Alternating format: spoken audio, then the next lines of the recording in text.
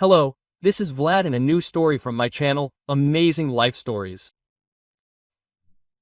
Valeria was working her magic in the kitchen when she heard the front door slam open. Vidya must have returned from his business trip, the thought flashed through her mind. She would have loved to go out to greet him, but her hands were covered in frosting, as Lera had been busy making the cake for several hours. It was quite a complex order, after all, consisting of 3 tiers, each a different flavor. She worked on it from dawn until dusk, without even sitting down. The cake was ordered by the bride, who wanted her wedding to be perfect. So Lera accommodated her, even though she received the order quite late. She needed it finished by tomorrow, so she knew she'd have to work another half night. Oh well, I'll get through this. But people will have a real holiday, she thought as she agreed to the order. Valeria was a pastry chef. She used to work in a cafe, but with the birth of her children, she became a mother of many children and began working from home in a specially equipped kitchen, self-employed. Victor returned in a foul mood. He spent several days in another city, and when he returned, he received a dressing down from his boss, who was not satisfied with the results of his trip. Karpov worked as a supplier in the food industry. The main part of his job was to travel to different cities and buy raw materials for production. "And where is Lera?" he asked the sullen mother, who came out to meet him. Sitting in the kitchen, Vera Petrovna shook her head.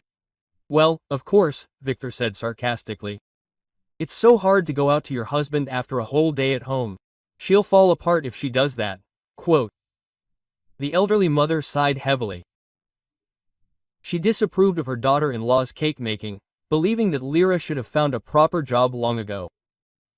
The children were already in school and kindergarten, so there was no reason for her to sit at home all day. Her husband worked so hard at his job to provide for a large family.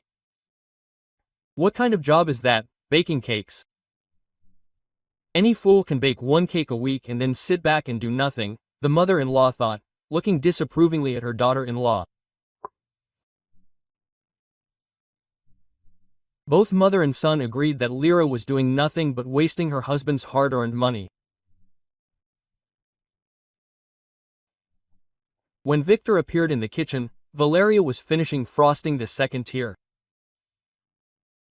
"Vidka," she smiled, then carefully kissed her husband on the cheek so as not to get frosting on him. "How was your business trip?"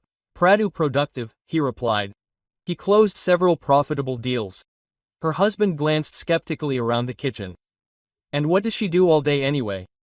"Bake a cake for fun, and then sit back and relax." Quote. No, that won't do, flashed through his mind. Sometimes Victor was irritated by the fact that Lera was just sitting at home doing what she loved. He thought it was wrong that he had to get up early in the morning, while she could wake up at any time and plan her own day. "But you know, I feel very tired," her husband continued. For added effect, he sank heavily into a chair and began rubbing his temples, as if he had a terrible headache. "Can I give you a pill?" his wife asked worriedly, pushing the plate of cream back. "And then you can lie down." "I'm not talking about that now," Karpov waved his hand.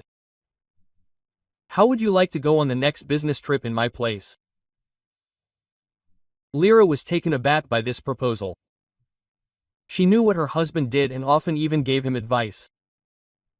After all, the food industry was a topic very close to her heart. But to go and negotiate with people herself, yes, that was unthinkable. She wasn't sure she was ready for such assignments. Was that even possible? His wife asked doubtfully. "After all, I'm not an employee of your company. Will your boss be okay with an outsider going on a business trip?" "I'll have no problem negotiating with him," Vidya promised. "He knows you have the appropriate education," he bent his finger.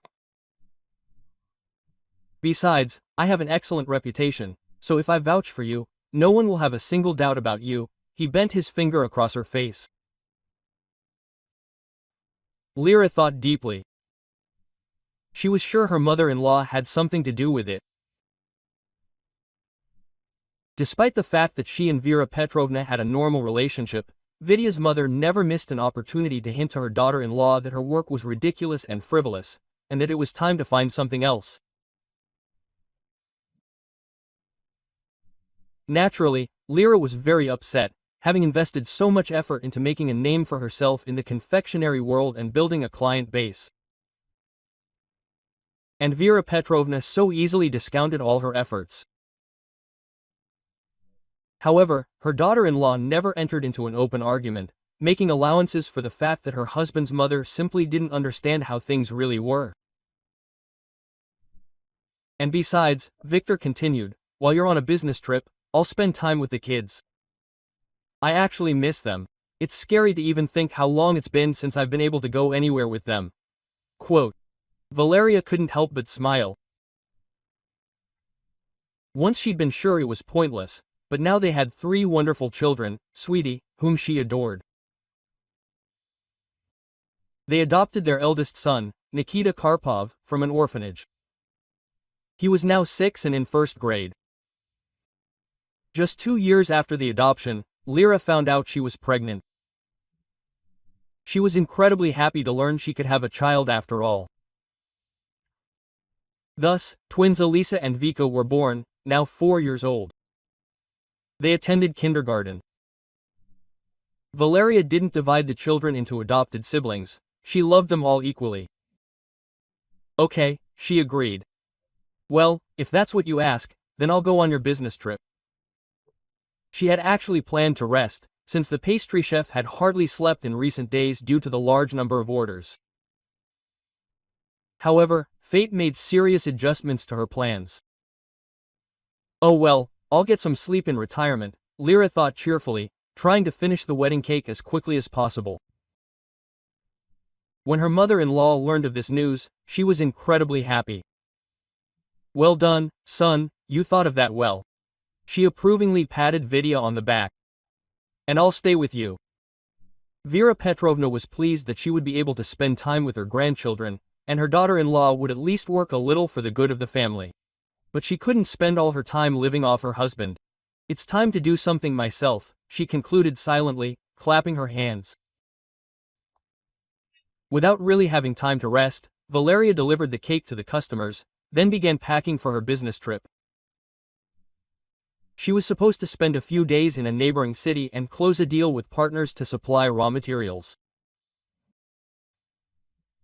The matter wasn't that simple, and Lera was noticeably nervous, as she had never had such experience. She felt a great responsibility and was afraid of letting her husband down. It turned out she would be traveling by car with a personal driver. His name was Gleb, and he was quite a taciturn person.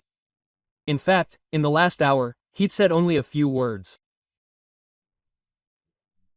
Lera, who was naturally a sociable person, soon felt uncomfortable and tried to get the driver to talk. Have you been working here long? She asked. A couple of years, and there was a slight pause, but the woman wasn't about to give up. And how was it? Do you like it? Quote. Another question followed. Gleb's lips quirked up at the corners of his mouth. He found her awkward attempts to start a conversation amusing.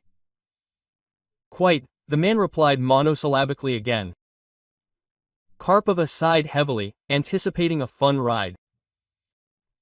Then she began talking about herself and her life. Even though the driver made short comments, he still listened with interest. Lera mostly talked about her work as a pastry chef, and, of course, about her children. The partners will probably be surprised when they see me, she continued. But Vidya promised there would be no problems. Then she started talking about her husband. And when she mentioned that Victor was a brilliant supplier and everyone appreciated him, Gleb couldn't help but chuckle. Something wrong? Lera immediately responded. No, everything's fine, sorry. Gleb immediately fixed his gaze on the road. No way, she frowned. Now talk. Reluctantly, the driver admitted that her husband had a rather dubious reputation among his colleagues. He botched almost every trip. Suppliers were dissatisfied with his performance, and his boss had repeatedly raised the possibility of his dismissal. At work, Karpov was known as unreliable and irresponsible. Lera couldn't even think of a response. She was very surprised, because her husband had told her something completely different. "Yes, our entire company depends on me," Victor declared confidently. "No one else in the supply chain brings in as many lucrative contracts as I do. They cling to me like a drowning man clings to Salamanca." Quote. And his wife believed him, immensely proud of his success at work. However, since Lera was knowledgeable in the food industry, questions would occasionally arise. Sometimes she thought he was agreeing to strange conditions, but since everyone at work was happy with him, she didn't focus on it. So Vidya wasn't lying, she thought to herself, pondering the driver's words. Now Lera looked at her husband's stories from a completely different perspective. "Sorry, I shouldn't have said that," Gleb said guiltily, seeing how upset the passenger became after his words. "No, everything is fine," she hastened to reassure him. Or maybe Vidya deliberately sent me in his place to improve his position in the company? The thought flashed through her mind, and she immediately shook her head. Yes, it would be strange to bet on someone who had never been involved in anything like this. Lera might have some understanding of raw materials, but that was only theoretical. She'd never had any practical experience. Actually, if you think about it, Vidit really was very weak in the food industry.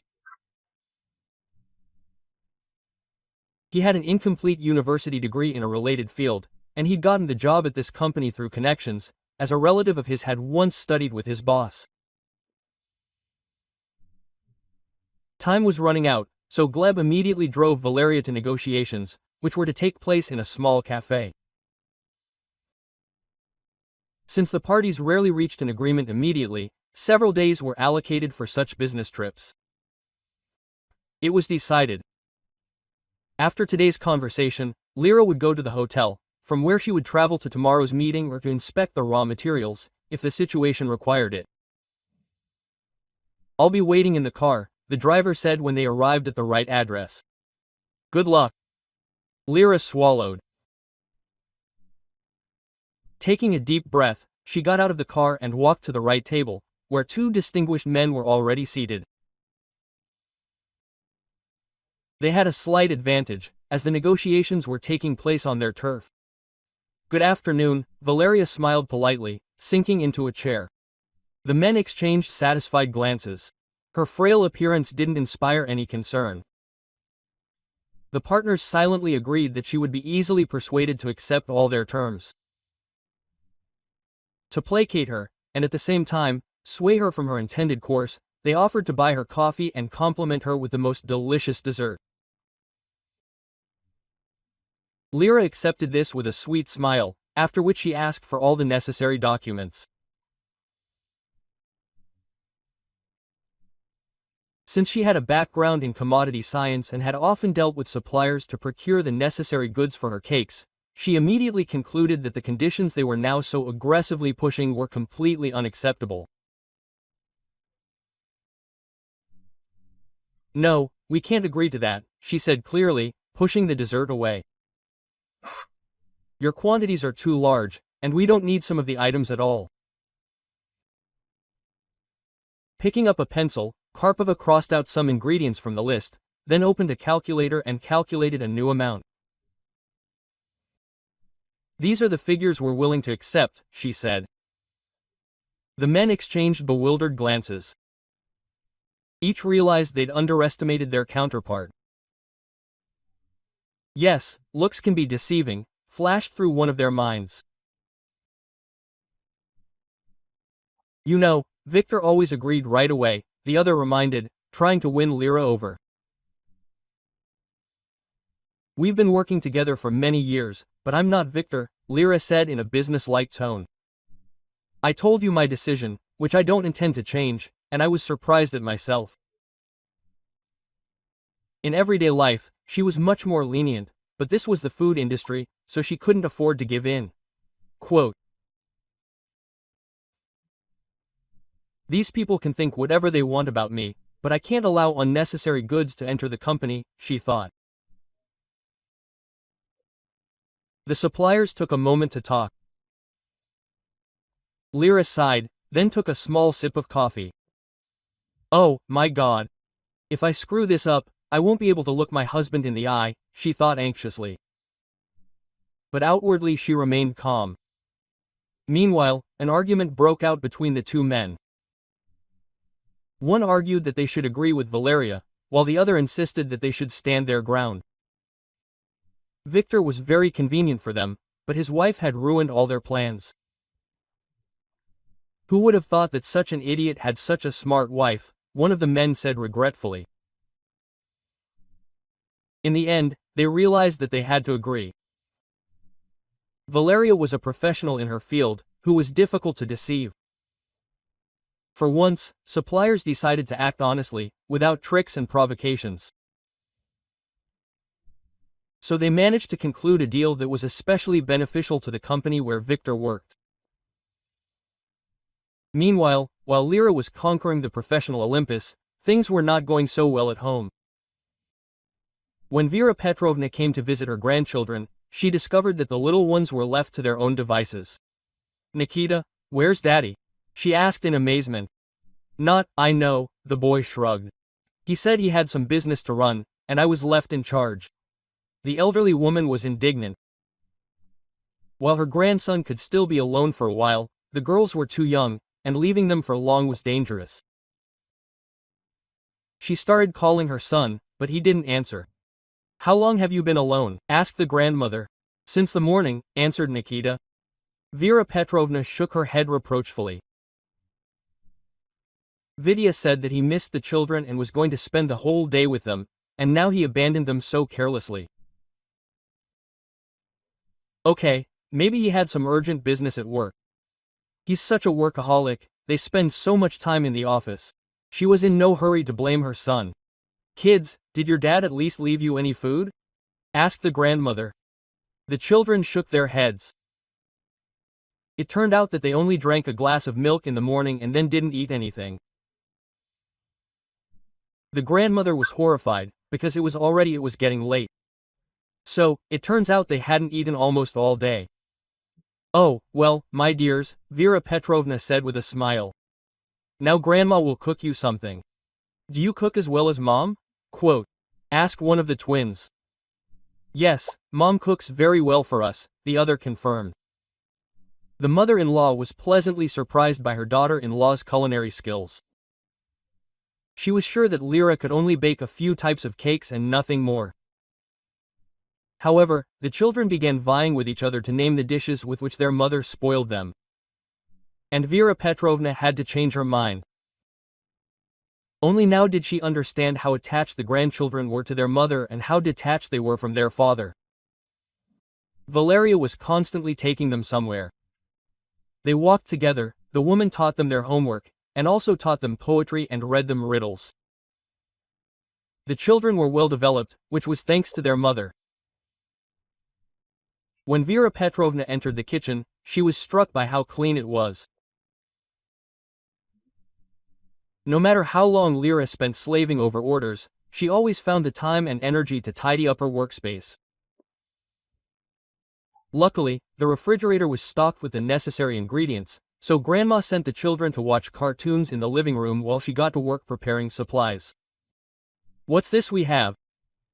she muttered, stumbling upon a thick notebook lying in one of the drawers. It turned out that her daughter-in-law meticulously kept records, recording all her orders month by month, as well as the income from them. As soon as Vera Petrovna saw these amounts, she let out a loud sigh. In fact, Lera, and not her son, was the family's main breadwinner. After all, the money her daughter-in-law received was several times more than Vidya's salary. "My God, how many orders!" The mother-in-law continued to marvel. Only now did she realize how hard her daughter-in-law worked. The elderly woman shook her head guiltily. She had been so wrong about Lera. You could say the daughter-in-law was carrying the entire family's weight. She thought she was living off her husband. She felt completely ashamed, both for herself and for her wayward son. The mother tried calling him again, but this time there was no response. Just turn that phone off already. A disgruntled female voice came from the hotel room. Victor obediently turned off his smartphone. Sorry, he smiled apologetically. Mother's calling again. Sometimes it's my mother, sometimes my wife, the mistress chuckled. Maybe you want to leave me and go home? What's wrong? I'm never as happy anywhere as I am with you, Victor hastened to assure her, then kissed her passionately. Meanwhile, Lera was also trying in vain to reach her husband.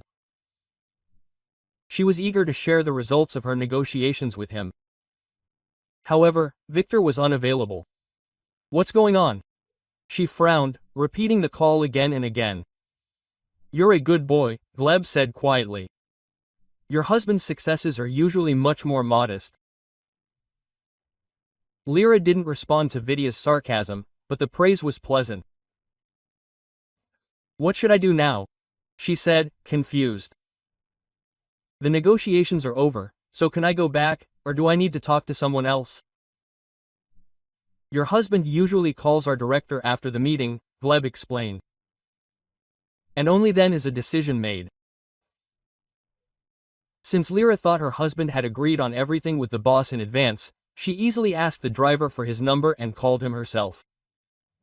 Good evening, Maxim Fyodorovich. This is Valeria Karpova. I'm calling to report on the results of the negotiations, she said, pressing the phone to her ear. To her surprise, there was confusion on the other end of the line. At first, the director didn't even understand who was talking to him, and when he learned that his employee had sent his wife in his place, he became seriously angry. Karpov has completely lost his mind, the boss raged. Lera panicked and jumped out of the car into the open air. There she reported her successes, after which the boss finally relented. I'll wait for you in the office, where you can tell me everything in detail again, he said, and then hung up. Everything's fine, the driver clarified, looking at Lera. She was flushed from the strain. Sweat had broken out on her forehead. Now it's true, Valeria exhaled. Let's go to the office. Despite the situation, Lera had managed to leave a stellar impression. She had handled the situation far better than some experienced employees who had been in the field for years. In particular, she easily outshone her wayward husband. Maxim Fyodorovich now considered Valeria a godsend, a gift not to be missed. That's why he made her a lucrative offer. I want you to become a full-time employee, he said, then outlined all the terms, placing particular emphasis on the salary. Lera couldn't help but admit that his words interested her greatly, but she already had a favored job that took up a lot of her time and energy. She simply couldn't tear herself apart, and so she was forced to refuse, although it was very awkward for her. Forgive me, but I can't abandon my clients, Lera replied, remembering perfectly well that her notebook was filled with orders for several weeks in advance. She physically didn't have time for anything else, and she wasn't ready to cut out sleep and life just yet. However, Maxim Fyodorovich would never have become a boss if he'd so easily accepted defeat. Then the director gave her an ultimatum. Either she accepts his offer, or Victor will be disgraced, and with a staff like his, it's unlikely she'll find a decent position anytime soon. Well, that's unfair, Karpova exclaimed. Really? The boss smirked. Your husband repeatedly fails at negotiations. Because of his previous mistake, a batch of substandard goods was purchased. And that's not to mention the fact that he brazenly deceives management by sending someone else on a business trip in his place. Do you still think I'm unfair? Quote. Lera blushed deeply. She couldn't help but admit that there was far more truth in this man's words than anything else. Vidya had truly proven himself a terrible employee. And now, to avoid further escalation, she had to accept the offer. Okay, you win, Lera replied, and she did it only for Vidya's sake, who could have been terribly angry at this turn of events or, worse, depressed. When Valeria went outside, she was surprised to find that Gleb had been waiting for her the whole time. Let me give you a ride home, the driver offered. And Lera happily agreed.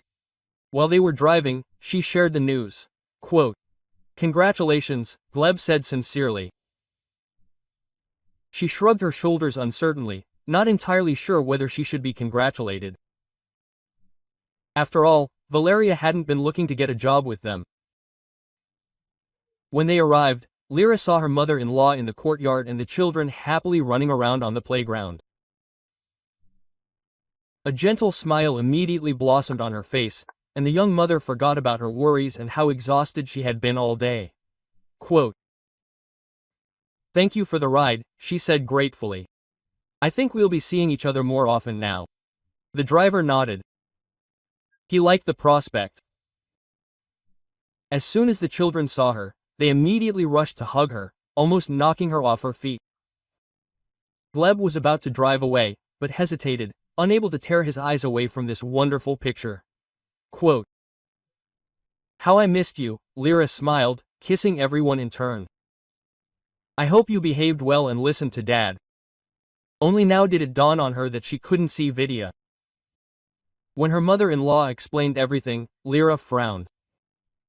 She, too, wasn't thrilled that her husband had left the children alone and was now planning to have a serious talk with him.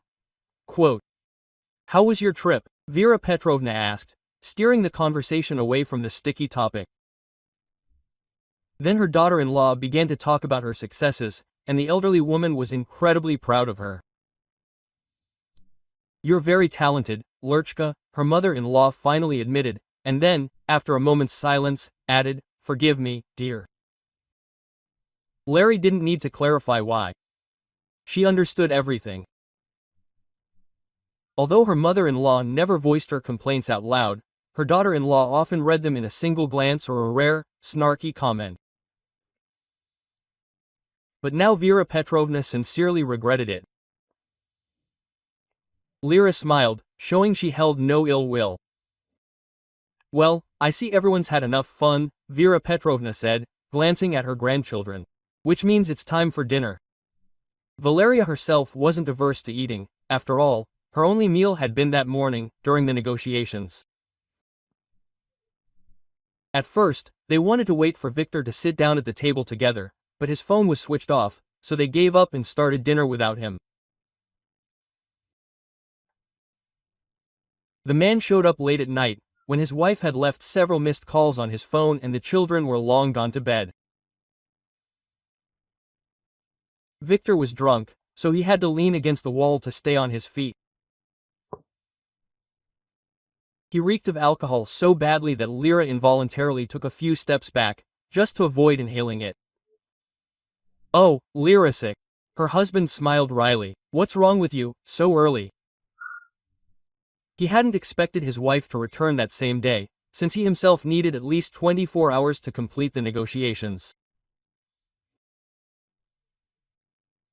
Lera didn't really want to talk to him in such a state, so she suggested they go to bed and discuss everything in the morning. "No way," her husband declared, sitting down on the floor. "I want to know everything right now. What if you screwed me up?" Quote. Valeria sighed heavily and began to tell him. She expected her husband to be pleased with her story. However, he became angry, suddenly jumping to his feet and staggering. "I've completely lost my nerve," Victor yelled. "Why did you even talk to the boss? He'll skin me alive now. What a fool." Quote. He continued shouting loudly. Lera began to worry that his shouting might wake the children, so she carefully closed all the doors and tried to lead her drunken husband to the kitchen, which was furthest from the nursery. Don't touch me, you traitor, Victor continued to rage. Vidya, that's enough, Lera sighed.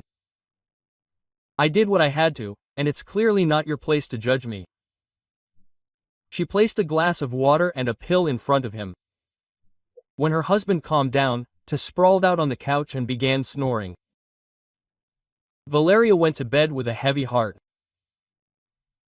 She understood that there would be serious tension between them now. She also had no idea how she would combine her new job with making cakes, which she absolutely could not give up.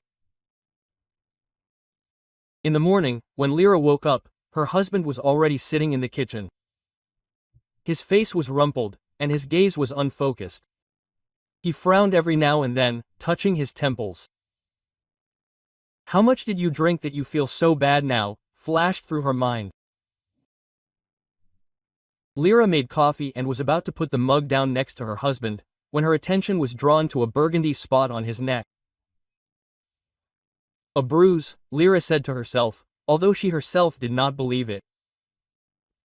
No, it was not a bruise, but a real hickey. At that moment, her hand trembled, and the hot drink spilled onto the table, reaching Victor's palm. Lerka, he cried out immediately. Are you completely clumsy? She practically didn't hear him. There was some kind of incomprehensible ringing in her ears. Her breathing was ragged, and only one phrase was playing in her head, Vidya is cheating on me. Valeria shook her head a little to come to her senses and began to clean up the remains. What is this? She asked in a steely voice, pointing to his neck. Vityan frowned, then looked in the mirror to understand what they wanted from him on this unkind morning. As soon as he realized what his wife saw, his face turned pale. I don't know, looks like I hit myself somewhere, her husband muttered uncertainly. So I hit myself, Lera smirked sarcastically. And whose lips hit you like that? He rose abruptly to his feet, pretending to be in a hurry to work. Don't talk nonsense, Vidya muttered. And anyway, I'm late. I need to run. Vidya, this conversation isn't over yet, she shouted, but into the void. It was so painful that Lera squeezed the rag so hard that the remains of coffee ran down her elbow. She closed her eyes, trying in vain to hold back the tears, but nothing worked. Her mother-in-law was watching this whole scene. She pursed her lips sadly, since she had been through something similar for several years with Vidi's father. At that time, Vera Petrovna overcame her pride and found the strength within herself to keep the family together for the sake of her son. She was expecting the same sacrifice, and from my daughter-in-law. Lerachka, no matter what you're feeling right now, don't do anything impulsive, she said softly. Lera frowned, quote, Are you asking me to just swallow it all?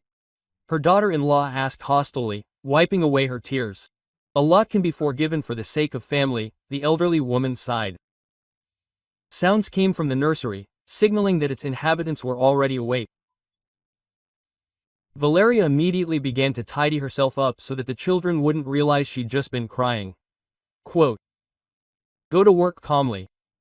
Her mother-in-law's hand fell on her shoulder. I'll take them to school and kindergarten myself.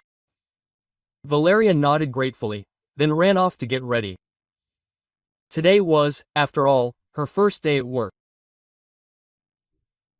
When she arrived at work, the boss gathered all the employees and introduced them to his new colleague. Quote, Friends, since we have a new addition to our team, I must inform you of some personnel changes, Maxim Fedorovich announced. Thus, Victor learned that he was being transferred to another department. Now business trips had disappeared from his life, but numerous documents had appeared that needed to be reviewed. Naturally, this was reflected in his salary. It was cut by almost a third, which did not suit him at all. Quote, Maxim Fedorovich, can we talk? Said the offended employee, barely containing his anger. Not now, Karpov, the director waved him off. I have to show Valerie her workstation. She couldn't help but notice how her husband's face turned white. Well, That's business for you, Lera thought vindictively, following her boss. As soon as everyone had left, Victor slammed his fist on the table with all his might. He was furious. He had been brazenly deprived of a position that he actually really liked. He adored the romance of business trips. When he was away from home, he could easily make new acquaintances without worrying about some compassionate acquaintance telling his wife about them. And it must be said that travel allowances had always been a nice supplement to his basic salary, but now they had all been taken away from him. And who was his own wife, who didn't need them anyway? Lera gradually began to settle in. While she wasn't sent on business trips yet, she was tasked with establishing connections with local suppliers. She conducted several meetings, each of which had a positive impact on the company's results. Valeria clearly understood when she was being offered a quality product and a good deal, and when they were trying to rip her off. Therefore, she didn't make mistakes, didn't give in to persuasion or offers of kickbacks. Quote, "I'm very pleased with you," once during lunch break, said the boss. "If this continues, you'll get a bonus this month." Lera smiled shyly. She couldn't have imagined everything would go so smoothly. Gleb, standing nearby, gave her a friendly laugh. However, not everyone was thrilled with the new employee's success. Her husband, for example, cursed the day he'd sent her on a business trip. Quote, "You," he muttered, watching his wife amiably interact with management. "I second that." A disgruntled female voice rang out a few centimeters away. Victor turned around in surprise and noticed Zana Andreevna, who had been the permanent deputy director for many years. And she was permanent because whenever a young, ambitious woman appeared on the horizon, the older woman immediately eliminated her.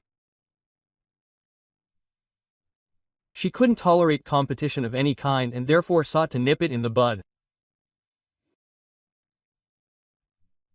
Everyone knew Zana Andreevna was unrivaled when it came to plotting, so other employees avoided any arguments or conflicts with her, rightly believing that arguing with her was a waste of time. After all, her boss valued her highly and trusted her. Quote, "Let's step outside," Victor suggested. And the woman nodded in agreement. Thus Karpov had found a loyal ally, one whose cunning could outshine many. They agreed that Lera shouldn't stay at the company for long. She needed to be dumped as soon as possible. Quote, "I hope there won't be any problems with her being your wife." Zana Andreevna narrowed her eyes. Victor shook his head. He was ready to do anything, if only Lera would return to her cakes and no longer loom in his office. A couple of days later, the deputy director came up with a plan to discredit the new employee. It was quite harsh. However, her husband agreed anyway. Maxim Fyodorovich sent Valeria to an important meeting with partners, whom he usually dealt with only. However, the woman had won him over and earned his trust so much that he decided she was the one to handle it. Valeria was flattered by this trust. She was handed a heavy bag containing a large sum of money. It was to be handed over after the contract was signed. When she saw it, her eyes nearly popped out of her head. After all, Lera had never held such a huge amount of money in her life. Quote, "But several of my apartments are here," she thought, deeply impressed. For a moment, she even felt afraid to hand over so much money. However, upon learning that Gleb would be driving her, Lera exhaled. Quote, "Well, then everything will definitely be fine," she thought to herself. Gleb often drove her to negotiations. The man was no longer silent, and they often discussed various topics. Valeria enjoyed these conversations, and sometimes she caught herself thinking that she was getting ready for work so she could also see Gleb. She was about to get into the car when Zana Andreevna called out to her. Quote, Lerachka, could I ask you for a little help? She said plaintively. Valeria put her bag on the backseat and then continued her conversation with her colleague. Quote, what do you need? She answered readily. Can I buy this medicine? The woman handed her a piece of paper with the name on it. My head is splitting terribly, and I absolutely can't leave my desk right now. Important people are supposed to be arriving soon. Of course, Valeria smiled. We'll stop by on the way back. She was about to get into the car when Zana Andreevna impulsively hugged her and held her close. Karpova was slightly surprised, but returned the hug. Quote, thank you, dear, the older colleague said, touched. Finally, Lera and Gleb set off. This time, for some reason, the driver was taciturn, although they had long ago crossed that line and always talked on the road. Lera decided not to pester him. Who knows what could have happened to him? Although a slight anxiety had settled in her soul, she buried her head in her phone to distract herself and while away the time until her meeting with her partners. At first, everything was going well, even perfectly. The partners immediately took a liking to the young and beautiful employee, who, moreover, knew her business perfectly. You could say Valeria had won them over. Quote, I'm ready to sign anything you say, one of the businessmen chuckled. Karpova smiled back, then handed over the money. And as soon as the partners opened the bag, their friendly mood evaporated. When one of them reached inside and pulled out a couple of ordinary bills wrapped with a rubber band, Valeria's face turned as white as the paper. Quote, you were trying to deceive us like this, the man who once complimented her. Now he was shaking with anger. Lera was speechless. Her forehead was covered in sweat, and her heart was ready to jump out of her chest. How is this possible?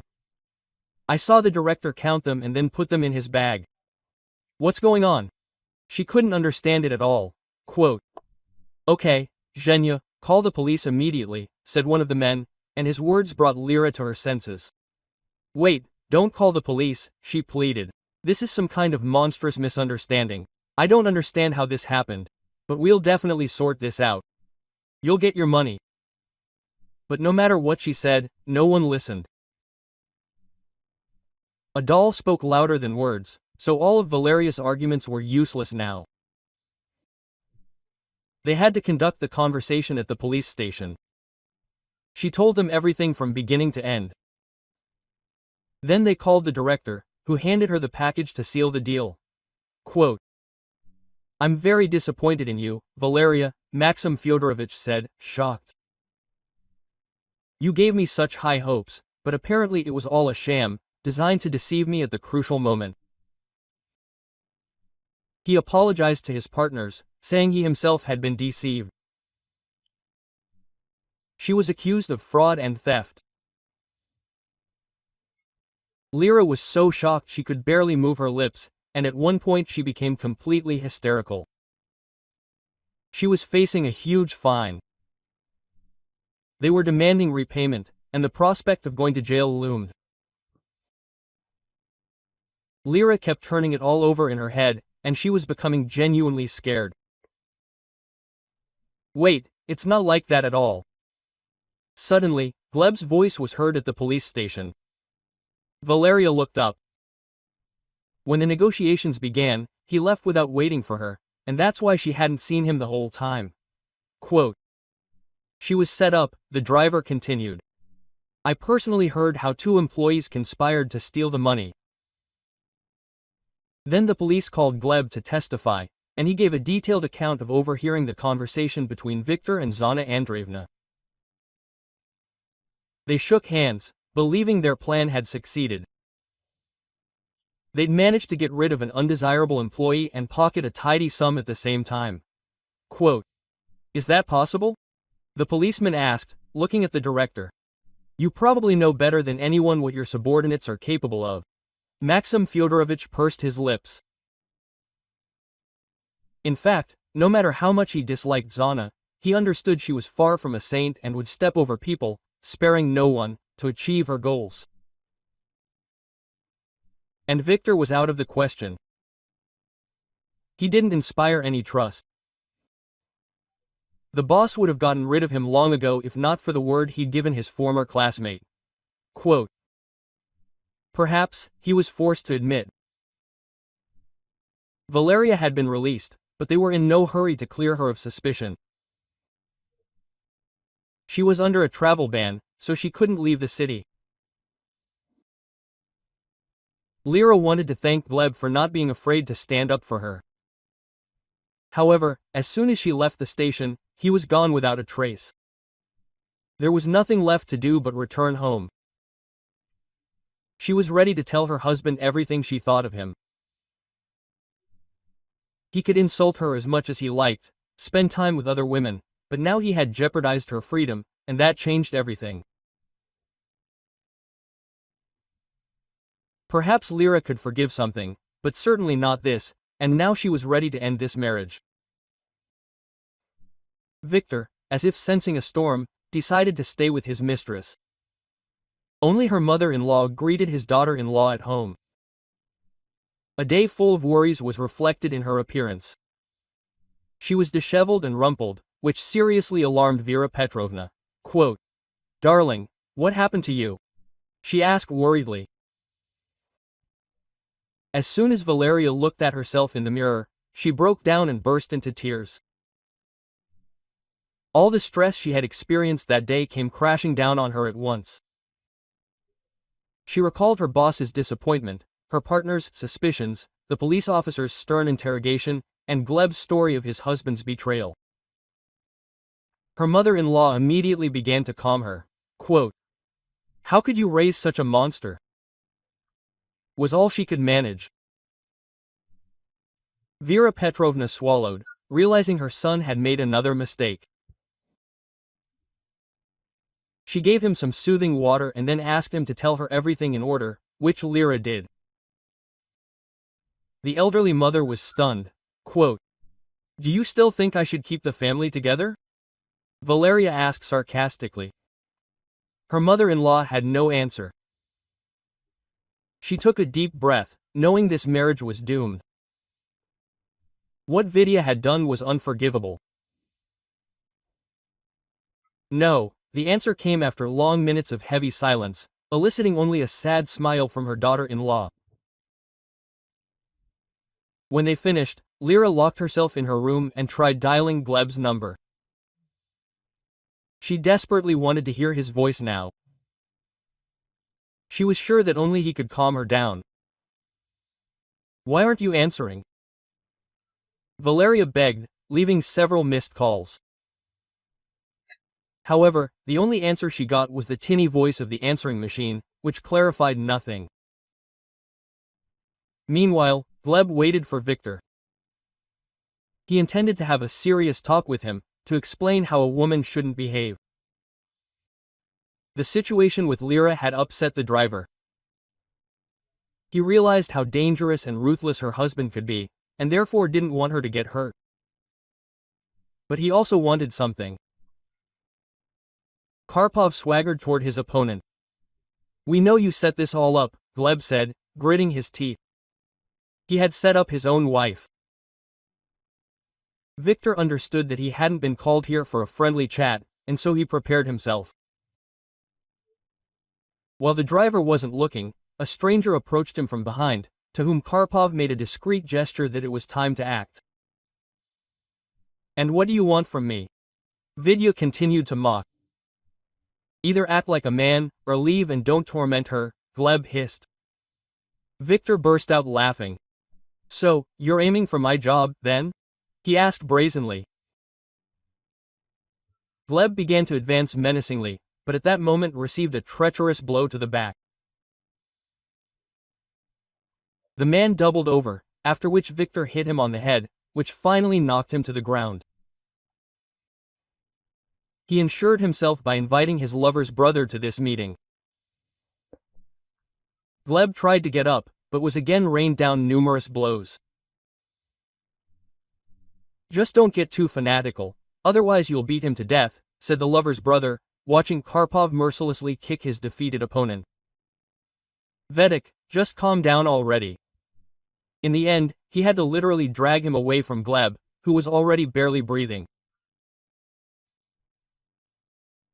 Vidya was a coward by nature, and beating his opponent while he was down only proved that he would never have been able to hold his own in a fight with Gleb on equal terms, so he resorted to trickery. Quote, "You'll never get my wife back, you idiot," Karpov hissed right in his ear. "She'll stay with me, and I'll do whatever I want. If I want, I'll put her in jail for fraud. And no brat like you can stop me." Quote. Victor felt like he was in control.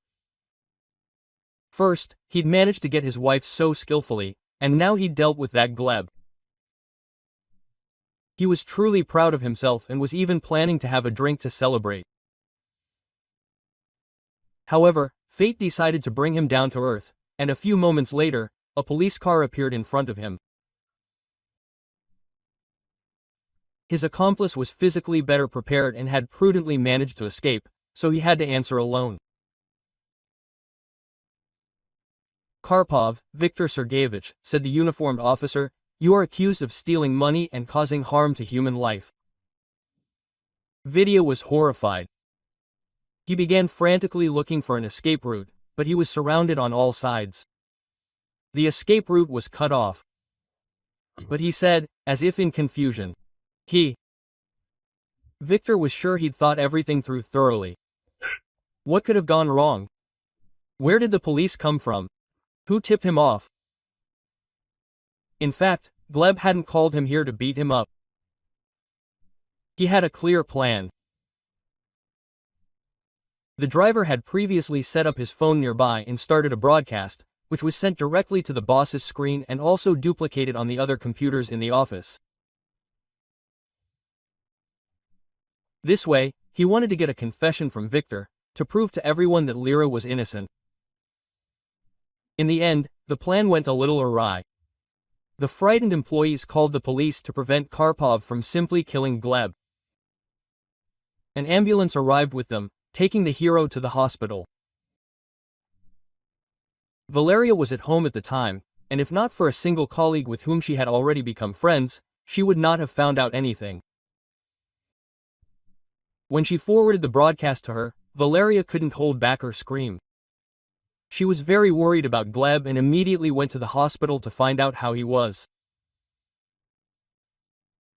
The image of how Vidya is finishing him off. She squeezed her eyes shut to forget it. She couldn't even imagine her husband could be so vile and cruel. Oh, my God, how did I live with such a monster for so many years? Lera kept asking herself as she drove to the hospital. Fortunately, Gleb's wounds were not serious. However, he looked impressive. He had a split lip, his entire face was covered in abrasions, causing it to be swollen and red.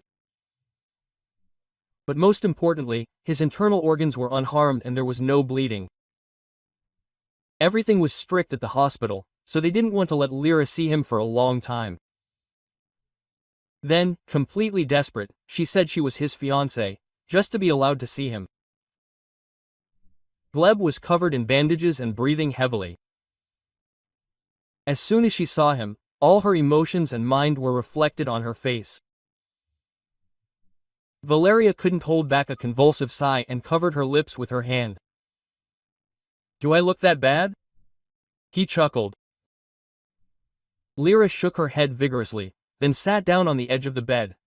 Quote, "Are you in a lot of pain?" she asked quietly, trying her best not to cry. Lera understood perfectly well that he suffered because of her. Quote, "Not at all," Gleb continued to smile. "You're lying," Lera sighed, looking him over carefully. They were silent for a while, then Gleb spoke again. Quote, "You know, when they told me my fiancé was coming, I was really surprised," he said. "But I never doubted for a second that it would be you." "Well, how else were you supposed to get through?" The woman threw up her hands. "You have a whole team of nurses guarding you here." Gleb burst into laughter, which immediately caused pain in his right side. Lera immediately came to her senses, helping him get comfortable. Now that she was sure he was okay, they could leave. However, she really didn't want to, because only with this man did she feel truly calm. At some point, Gleb intercepted her hand and kissed it. And she felt her heart skip a beat. Quote, "What do you plan to do next?" asked Gleb. What he was most afraid of now was hearing that Lera was going to continue living with her husband. After all, he had no intention of letting her go now. Divorce and a maiden name, she quipped, which made her interlocutor laugh again. Despite the fact that the Karpovs had children together, they divorced rather quickly. Victor's reputation was, to put it mildly, tarnished, so he had no illusions about claiming custody of the children. During the hearing, he sat with his head down and agreed to all the conditions put forward by Valeria's lawyer. Now he had a criminal record, a suspended sentence, and a huge fine that still had to be paid. So Victor had no time for a war with his ex-wife. Lera, however, left the courthouse inspired. Now she was free and happy. "Lerochka, you will allow me to continue seeing my grandchildren, right?" Quote, Vera Petrovna asked worriedly. Valeria's heart ached. She felt genuinely sorry for her mother-in-law, who was also horrified by her son's actions. Lera had no complaints against her and therefore had no intention of limiting her interactions with her grandchildren, who adored their grandmother. Of course, her former daughter-in-law hastened to assure her, at any time. Despite the complexity of the situation, they were able to remain on good terms, and Vera Petrovna continued to spend time with the children. Larry wished her happiness in her personal life. The elderly woman had the most tender feelings for her and was therefore glad that her daughter-in-law had gotten rid of such a husband, who absolutely did not deserve her. "You see, my son, that's why I have to bear this cross for the rest of my life, and this girl deserves better," the elderly mother thought. After the divorce, Valeria hurried to the hospital to tell Gleb the good news. She knew that he, more than anyone else, longed for her freedom. A relationship gradually developed between them. And in order to move to the next level, it was important that Lera say goodbye to the Karpova name, which she successfully did. Gleb was happy. Finally, he could officially call this woman his. As soon as he was discharged from the hospital, they began dating. But they were in a hurry to legitimize their relationship, because Lera was very worried about her children's reactions and initially wanted them to meet her man. At first, the little ones felt dissonant and asked a lot of questions, which Lera had to answer honestly. However, when they saw how happy their mother was, how often she began to laugh and smile thanks to Gleb, they fell in love with him too. A little later, they got married, becoming a real family. The man treated the children as his own and enjoyed spending time with them. Lera, however, left the company, despite all the director's persuasion and his assurances that a wonderful future and great career advancement awaited her. She didn't need all that. "I just want to do what I love," Valeria replied. "I didn't want to experience any more stress, and this job only reminded me of the suffering of the past." So Lera continued making cakes, creating a festive mood and bringing joy to her clients. Her client base began to grow even more because she acquired reliable assistants, Gleb and her former mother-in-law, who began spending more time with her grandchildren. If you like this story, please support me with a thumbs up. It's just one click for you, but it means a lot to me. All the best, M.